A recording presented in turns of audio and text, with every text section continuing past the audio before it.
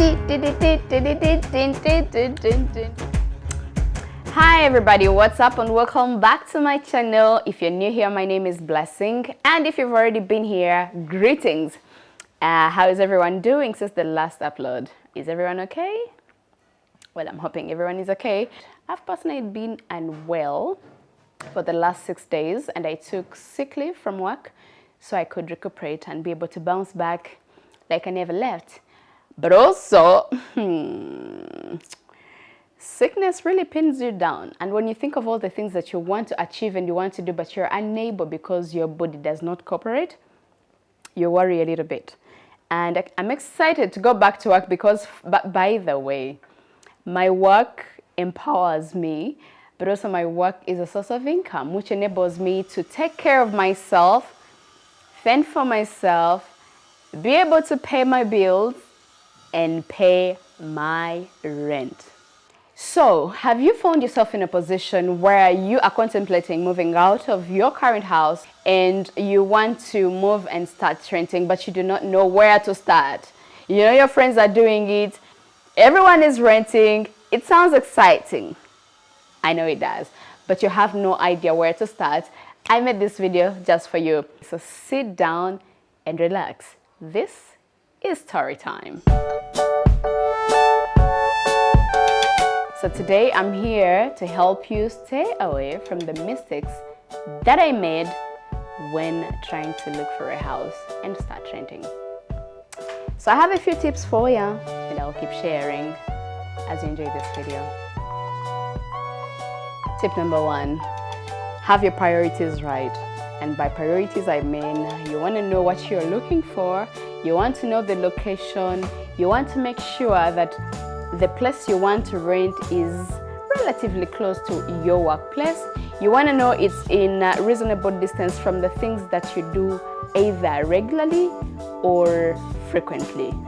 For example, if I'm working in Muyenga, why, of all places, am I looking for residency in Nigeria too? Am I making sense for that? Under priorities as well, we also have the element of traffic jam. For example, if you live in Kampala, Uganda, or are living on the outskirts of the city, you know how massive traffic jam is, and you know how big of an obstacle that can be when you're looking for a place. And by the way, allow me plug in quickly. People who live along Chiwatule Nigeria Buwate, your road is tiny, your road is narrow, your road is potholed, mega potholes. Your road mushrooms. It can hang out every 5 business hours.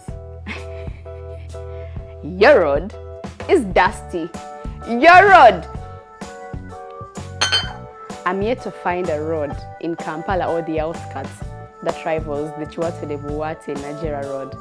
But, fun fact, I am a resident of one of those areas. And so I am speaking out of experience. Weird question. Would I have it any other way? Would I leave Nigeria to go look for another place of residence because of the traffic jam? I guess not. Do you know why? Because it's closer to my workplace.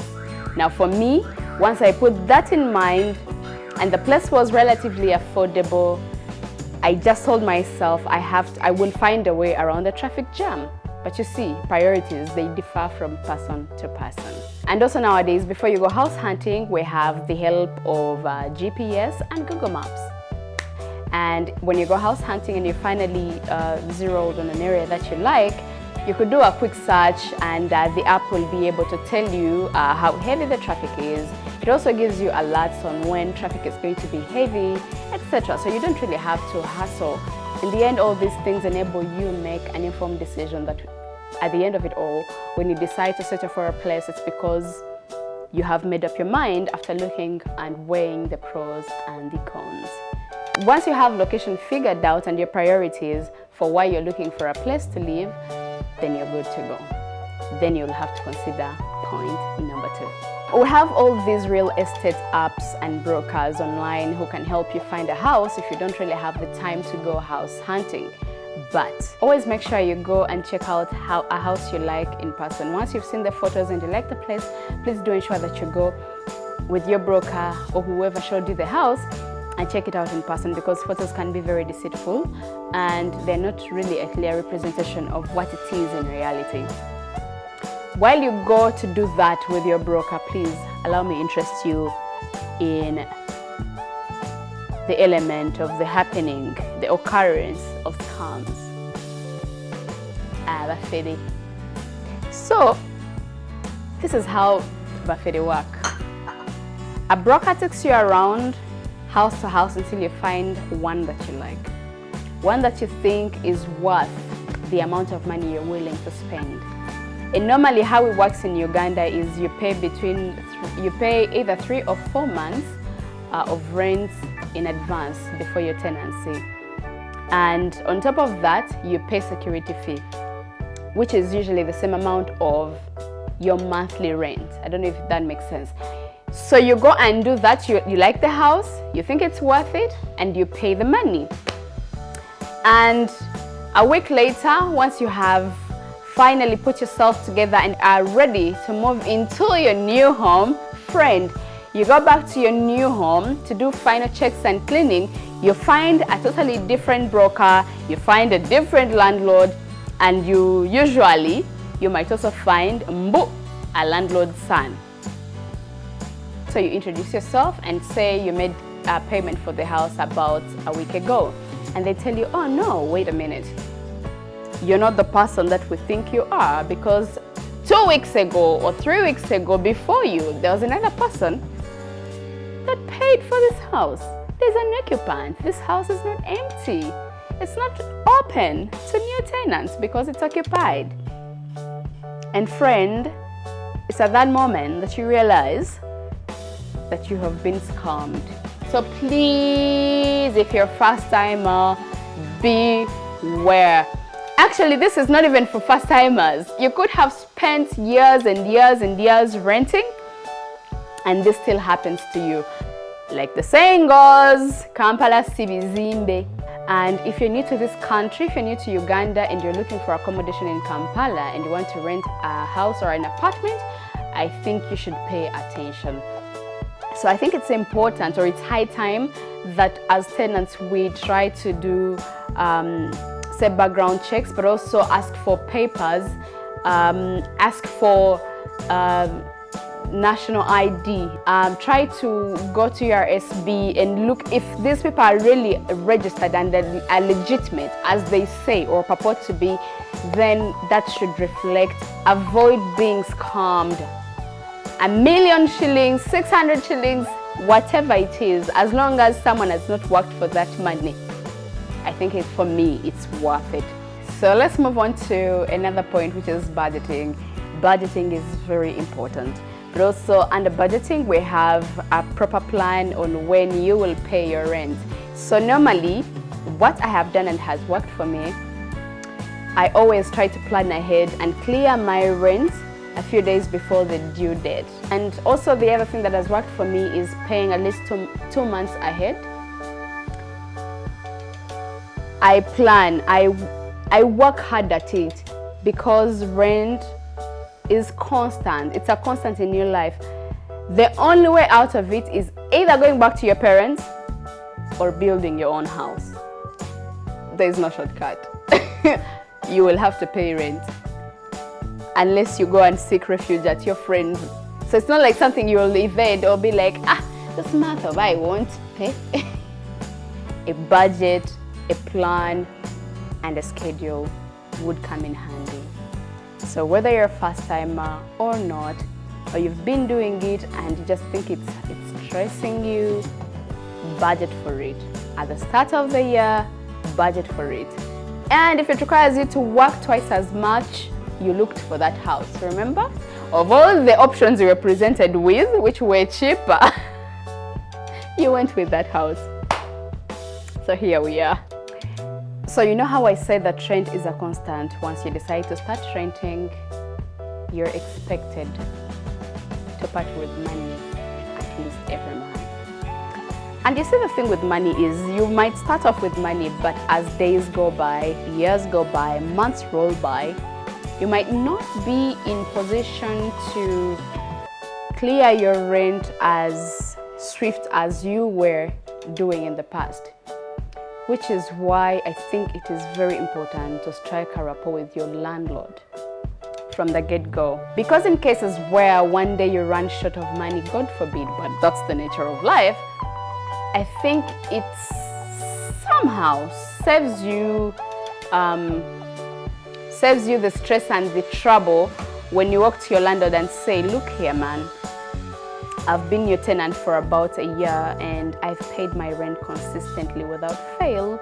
But just this once, I have issues and I am unable to afford rent this month, but I could carry that forward to the next month when I will have money and I'll be able to pay your rent. I don't see at which point someone understanding would say no.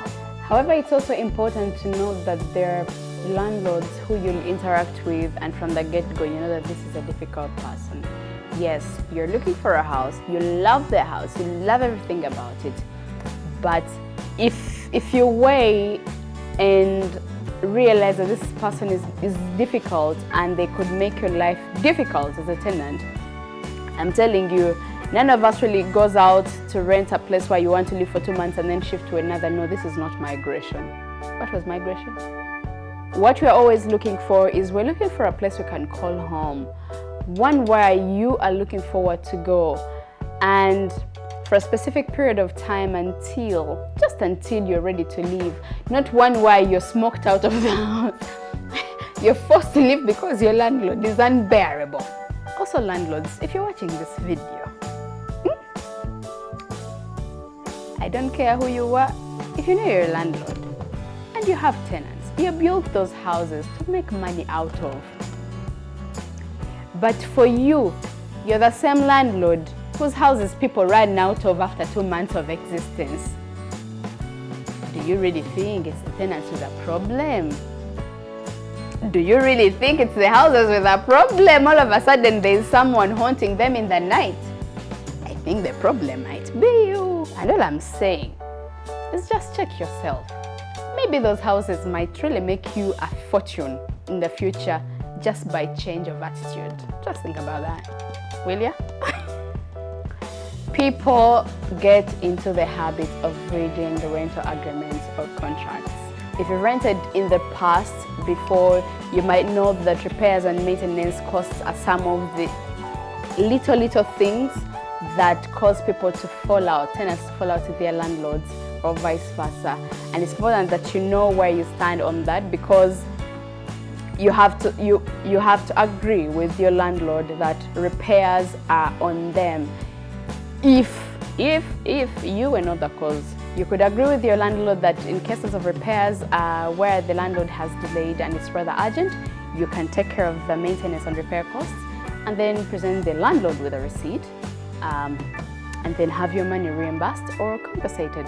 And I don't think that should be a big deal. But you see, again, everything goes back to agreements between the two parties. So with that, darling friend, if you're a first-time renter, I wish you all the best during your house hunting. And please make sure you work with legitimate brokers. Otherwise, I don't want to see anybody crying. If you've been a victim of a scam, because I have, could you let us know what your story was in the comment section so that other people can learn from our mistakes? Do share your tenancy stories. I would love to hear from you. And of course, if you're a landlord, kindly make your tenants stay bearable at your premises, right? So, guys, thank you so much for watching. I can't even believe I got this much energy after 6 days of being floored. If you haven't subscribed to my channel, please do hit the red button right there and turn on notifications so that you do not miss a tip with blessing ever again. Thank you so very much. By the way, body flex will be resuming very soon. I couldn't do it until I was in a healthy place.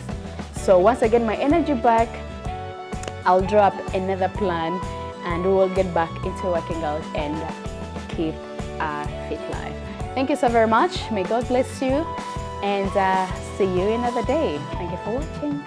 Bye bye.